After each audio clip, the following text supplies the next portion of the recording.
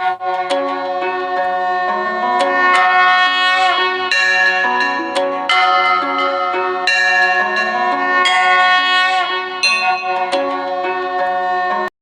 सिया राम मित्रों, प्रश्नोत्तरी कार्यक्रम में आज का प्रश्न लिया है श्रीमती पुष्पा शर्मा उपाध्याय जी का। और इनका प्रश्न है कि पंडित जी, हमारे पास ईश्वर का दिया सब कुछ है, मेरे 3 संतान हैं लेकिन उनके विवाह नहीं हो पा रहे हैं। हम लोग बार बार प्रयास करते हैं लेकिन कुछ न कुछ विघ्न अवश्य पड़ता है, शादी टूट जाती है, इसका कोई उपाय बताएं। मित्रों, समस्या होती है तो उसका समाधान भी अवश्य होता है, बस जरूरत होती है कि हम उस समाधान तक पहुंच सकें और उसकी विधि विधान से पूजा अर्चना कर सकें। अपने प्रश्न में कैसे विघ्न पड़ते हैं इसका जिक्र नहीं किया है। विघ्न कई प्रकार के होते हैं। कुछ विघ्न जो धन संबंधी हैं, जैसे हम अपनी बेटी की शादी के लिए प्रयास करते हैं लेकिन कहीं न कहीं धन से संबंधित समस्या, दान दहेज की समस्या, शादी सिर पर है, अचानक किसी की बीमारी की समस्या, पड़ोसी या रिश्तेदार जो आपसे जलन रखते हैं, आपका अनिष्ट चाहते हैं, उनके द्वारा होने वाले रिश्तेदारों को भड़काकर बहकाकर रिश्ता तोड़वाने की समस्या, संतान जिसका आप विवाह करना चाहते हैं वो किसी अन्य जगह प्रेम प्रसंग में है, आपको बताता भी नहीं और स्वयं आपके बनाए रिश्ते में विघ्न डालता है। या फिर आपकी संतान का प्रेमी या प्रेमिका जो आपकी संतान से स्वयं विवाह करना चाहती है किंतु आपकी संतान नहीं चाहती, वो किसी तरह विघ्न डालते हैं। ऐसे सैकड़ों समस्याएं हैं जिसके कारण आपकी संतान का विवाह होना कठिन काम हो जाता है। ऐसे विभिन्न रुकावटों के विभिन्न कारण होते हैं और विभिन्न प्रकार के उपाय होते हैं। कुछ कारण ऐसे होते हैं जिनको हम लोग कई बार नहीं जानते हैं लेकिन हम पर भारी होते हैं, हमारा नुकसान करते रहते हैं।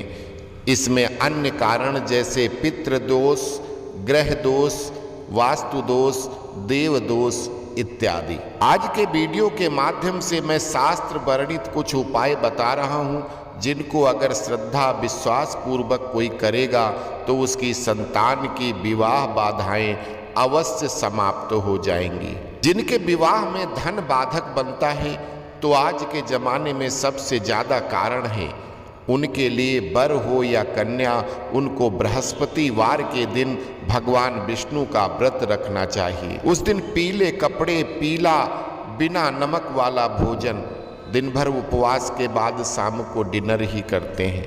अगर कन्या है तो गुरुवार उसके रजस्वला होने की स्थिति में आता है तो उसको नहीं करना चाहिए, उसको अगले गुरुवार को करना है। अगर आपकी संतान को उसकी पसंद का जीवन साथी नहीं मिल रहा है या जो लड़का लड़की आप देखते हैं उसके लिए किंतु वो उसको पसंद नहीं आता, तो उसके लिए आप स्वयं अपने घर की सिल पर कुछ चने की दाल बट्टे से पीसकर थोड़े से गेहूं के आटे में चने की दाल का आटा मिलाकर उसकी एक रोटी बनाएं, फिर उस रोटी में गुड़ रखकर रोटी का रोल बनाकर गुरुवार को गौ माता को खिला दें। ध्यान रखें, आप यह कार्य करने या न करने, गाय को खिलाने इत्यादि के बारे में कोई कुछ भी पूछे तो बताना नहीं है।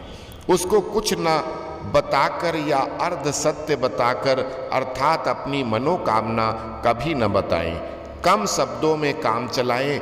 ऐसा कई गुरुवार को करने से मनोकामना अवश्य पूर्ण होगी। कई बार सब कुछ सही होता है फिर भी काम में अड़ंगे लगते हैं। इसका कारण आपके घर पितृ दोष हो सकता है, खासकर लड़कों की शादी में विघ्न पड़ना, क्योंकि पितृ कभी भी कन्या के विवाह में अड़चन नहीं बनते, क्योंकि वो खुद अतृप्त आत्मा होते हैं। कन्या विवाह में अड़चन डालने में उनके पाप की बढ़ोतरी हो जाएगी, ये वो जानते हैं। प्रेत योनि में जन्म जन्मांतर तक न भटकना पड़े, इसलिए कन्या के विवाह में पितृदोष कभी नहीं लगता। परंतु लड़कों का विवाह, जो एक माता पिता के लिए सबसे ज्यादा खुशी का पल है, और आपका पितृ प्रेत योनि में भटक रहा है, अतृप्त है, वो आपको खुश नहीं रहने देगा। इसका सबसे सरल उपाय है, घर के सभी पुरुष, बच्चे, बूढ़े सुबह स्नान करें। अगर नदी तालाब स्नान है तो भीगे वस्त्र में ही सूर्य देव को जल का तर्पण करें और यह मंत्र बोलते रहें, ओम आदित्याय नमः, ओम सूर्याय नमः, ओम पित्राय नमः, ओम आदित्याय नमः, ओम भास्कराय नमः। तत्पश्चात आप दैनिक पूजा पाठ करें और पूजा स्थान से उठकर पहले से तैयार, अर्थात आप या कोई अन्य, तांबे के लोटे में शुद्ध जल, जिसमें 2 बूंद गंगा जल मिलाएं, उसमें चंदन को घिसकर उसके छींटे जल में मिलाकर उसमें थोड़े से चावल डालें, उसमें थोड़ा सा कलावा धागा तोड़कर डालें, 1 तुलसी की पत्ती, यह करके सब पहले से रख लें। लोटा लेकर चढ़ते हुए सूर्य को अपने हाथ ऊपर करके शरीर में मस्तक के सामने से वही मंत्र जाप करते हुए जल सहित सभी वस्तुएं अर्पित करें। यह काम नियमित करें, थोड़े दिन में आपके पितृ तृप्त होकर आशीर्वाद अवश्य देंगे। ग्रह दोष के कारण, कुंडली दोष के कारण विवाह में विलंब हो रहा है तो उसके उपाय हैं। कन्या के विवाह में अड़चन है तो कन्या को 16 सोमवार के व्रत करने चाहिए, जिसमें उसको सोमवार के दिन उपवास करना होता है। शाम को जो भी भोजन करना है शिव जी को अर्पित करके, जिसके 3 भाग किए जाएं। 1 भाग शिव जी को अर्पित करते हुए गोस्वामी ब्राह्मण को दान करना होता है, 1 भाग गौ माता का है और तीसरा भाग व्रती का प्रसाद है। याद रहे, इस व्रत का 1 दाना भी किसी को प्रसाद में नहीं दिया जाएगा। व्रती कन्या 1 लोटे में जल, ताजे पुष्प, फल जिसमें 1 धतूरा हो तो सर्वोत्तम है, बिल्व पत्र चढ़ाकर शिव जी का अभिषेक करे और अपनी मनोकामना मन ही मन शिव जी से कहे। अगर नियम से यह कार्य किया तो 16 सोमवार बीतने से पूर्व ही उसकी शादी पक्की हो जाएगी।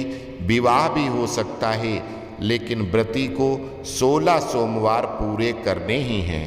तत्पश्चात कार्य सिद्धि पर उद्यापन करना होता है। अगर पुत्र के विवाह में अड़चन है तो वो प्रत्येक बुधवार को विघ्न विनाशक गणेश जी का व्रत करे, उसका कल्याण अवश्य होगा। वास्तु दोष आपके निवास स्थान पर होता है, उसके लिए आपको अपने घर पर हवन करना चाहिए और अग्निहोत्र अर्थात छोटा हवन, थोड़ी सी अग्नि प्रज्वलित करके उसमें खाना खाने के पूर्व जो भोग लगता है उसके 2 या 4 गस्से ग्रास उस अग्नि में अवश्य समर्पित करना चाहिए।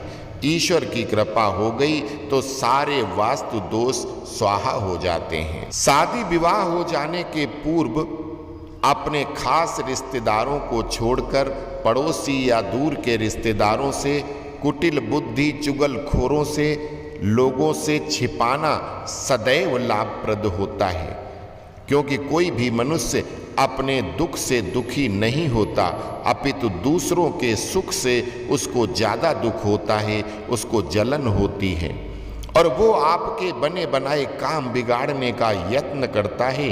याद रहे, ये कठिन कलिकाल है, कलयुग है, इसमें सभी मनुष्यों का स्वार्थम मूल मंत्रम है। श्रीमती उषा जी, आपकी संतानों के विवाह में अड़चन या विलंब का उपरोक्त जो भी कारण लगता है या सभी कारण लगते हैं तो आप बताए गए किसी भी उपाय को करके अड़चन समाप्त कर सकती हैं। आपका कल्याण हो। अस्तु।